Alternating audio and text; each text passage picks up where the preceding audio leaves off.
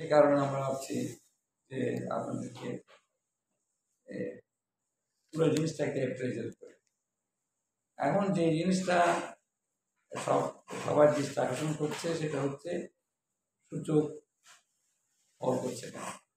আমি প্রচুর মেসেজ পাচ্ছি যারা টাকা লস করেছে, সঙ্গত কারণে অনেকে সর্বশান্ত হয়ে গেছে।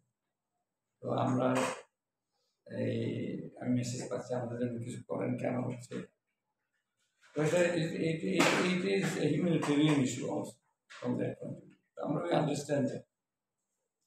কিন্তু এখন আপনারা সবাই জানেন গত সরকার আমলে শুধু ক্যাপিটাল মার্কেট না, সব জায়গাতে যে অরাজকতা ছিল, ইনসাইডার ট্রেডিং হয়েছে, বেসিকের লোকরা জড়িত না থাকলে তো বাইরের লোকরা কিছু করতে পারবে না, ওরা জড়িত ছিল এট দ্য হাইয়েস্ট লেভেল। আপনারা সব জানেন, আমাকে রিপিট করার কোনো দরকার নেই, তাই না? আমরা এই 1996-এ প্রথমে একটা যে 10 মানে কি ম্যানিপুলেশন, যেটা তো ক্যাপিটাল মার্কেটে ওঠার পর থেকে কনফিডেন্স খুব একটা রিয়েলিটি হচ্ছে কনফিডেন্স। শুরুতেই যদি আপনি এরকম করেন কনফিডেন্স থাকবে। আবার এসে 2011 সালে গিয়ে সিমিলার ঘটনা হলো, ইনকোয়ারি কমিশন হলো। এই ইনকোয়ারি কমিশন হয়ে আপনার দোষীদের আইডেন্টিফাই করা হলো। ওদের তো শাস্তি হলো না, বরং ইব্রাহিম খালিদ সাহেব আসেন। সরি, আমরা শুরু করেছি বিকজ আমার একটা মিটিং আছে আরেকটা। আসেন, বসুন। আমি ব্যাকগ্রাউন্ড দিয়ে বলছি, প্রশ্ন উত্তর দিই, ব্যাকগ্রাউন্ডে বলিনি। তো ওই রিপোর্টের বেসিসে শাস্তি তো কারো হয়নি। আমাদের অর্থমন্ত্রী বললেন তখন যাদের নাম বলা হয়েছে তাদের ধরা যাবে না, উল্টো ইব্রাহিম খলিল সাহেবের এগেস্টে মানহানির কেস হয়ে গেল।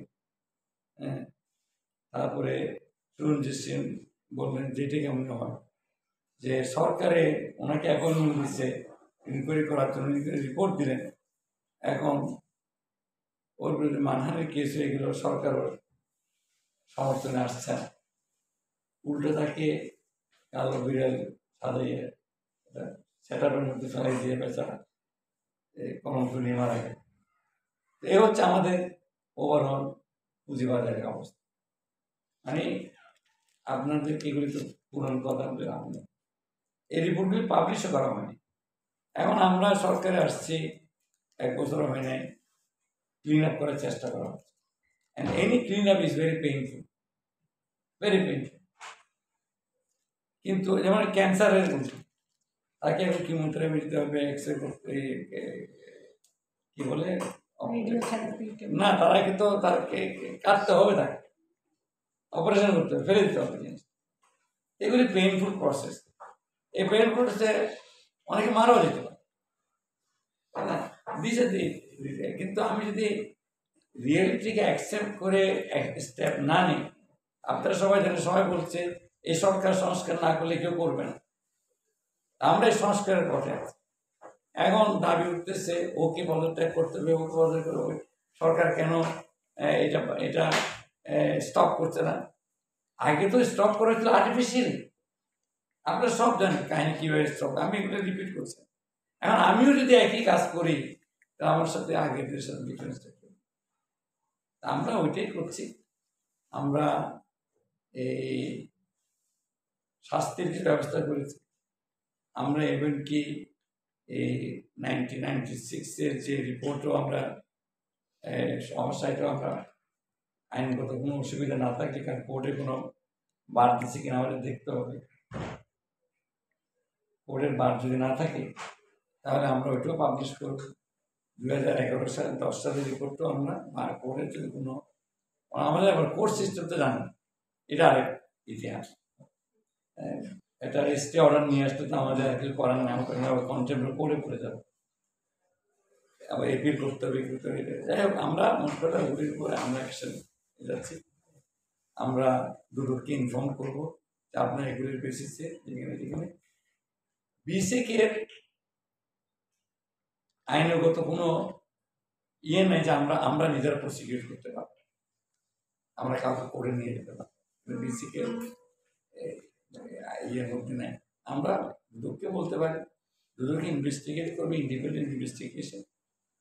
আমরা কোনো কাউকে সন্দেহ করি তাহলে দুদক এটা তার প্রসেসে যাবে, আমাদেরকে ওই অথরিটি নেই।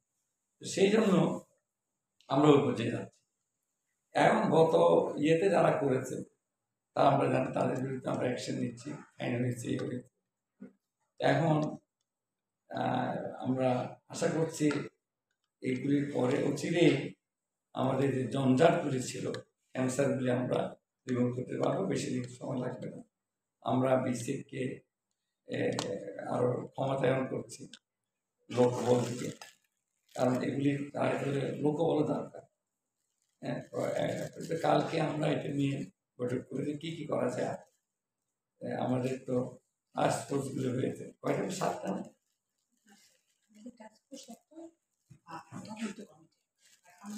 আমরা রিপোর্টগুলো যে পাচ্ছি বিভিন্ন, হ্যাঁ, কয়টা পেয়েছি? 17টা দেওয়া হয়েছে। টপ দিয়েছি 17টা, 3টা রিপোর্ট আসছে। আর তদন্ত কমিটি থেকে 7টা রিপোর্ট।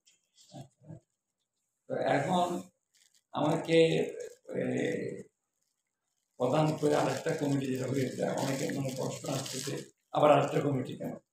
এটা কারণ হচ্ছে এই যে এতগুলি রিপোর্ট আসছে, এগুলিকে তো সমন্বয় করতে হবে, একজনকে তো লিড নিতে হবে, সে কাজটা আমরা করি, কোনো কনফিউশন নেই।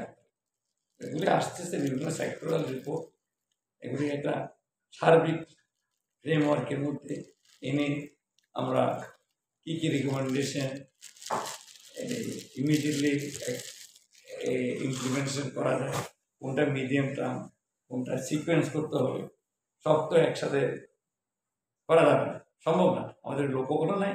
আর এটা কিয়স হবে, আমাদেরকে প্রায়োরিটাইজ করতে হবে কোনটা প্রায়োরিটি, কোনটা, এগুলি কাজটা আমাদের কমিটি করবে। তার মানে সরকার এটা খেয়াল করে, তার সিগন্যাল কি, আমরা সবগুলি রিপোর্টের জন্য বসে নেই, তার আগেই সরকার একটা কমিটি করে কাজ শুরু হয়ে গেছে। এই রিপোর্টে আসতেছে, আমরা আলোচনা, উনি ওখানে মেম্বার সেক্রেটারি, উনি তো আপনারা চেনেন পার্সোনালি, আর উনি এডিশনাল সেক্রেটারি আমাদের সেকশন চিফ, উনিও কিছু ইয়ে করেন, আমাদের কষ্ট থাকলে ওরা উত্তর দিবে। আমরা পজিটিভ কিছু নিয়েছি, কত বলছে এগুলি হচ্ছে একটা যে রেগুলেটরি যেটা শাস্তি আগের জঞ্জাট, আর আমরা কিছু পজিটিভ স্টেপও নিয়েছি। তো পজিটিভ স্টেপগুলির মধ্যে আছে নতুন কী করে আইপিও করানো যায় ভালো ভালো কোম্পানিকে, সেখানে আমরা সহজ করতে কীভাবে পারি, ওদের রিকোয়ারমেন্টগুলিকে আমরা শুনবো, আমরা কিন্তু অ্যাকোমোডেট করতে পারি within the law and regulation. হ্যাঁ, আকাশচুম্বী কিছু চেয়ে বসে তারা পারবো না, রিয়েলিস্টিক যেটা তাদের দেখি আমরা কী করবো।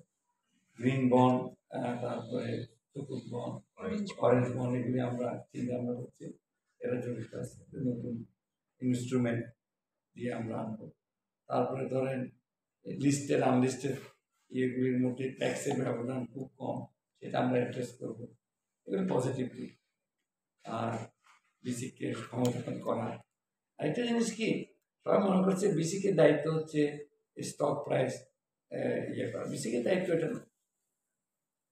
আমরা স্টক প্রাইস বাড়বে কমবে এটা আমাদের কাজ হচ্ছে রেগুলেটরি ফ্রেমওয়ার্কটা ইয়ে করা, এটা একটা সুপারভিশন ইয়ে।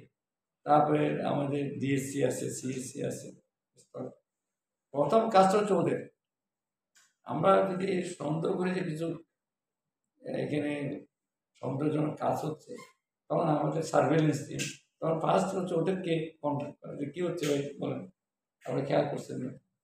হ্যাঁ, এটা হচ্ছে আমাদের মার্কেট প্রপারলি ফাংশন করতে, এটা আমাদের, কিন্তু ওই প্রাইস ধরে রাখো, ইয়ে করো, এগুলি কাজ বেশি না সত্যিকার, কিন্তু এগুলি করেছে আগে।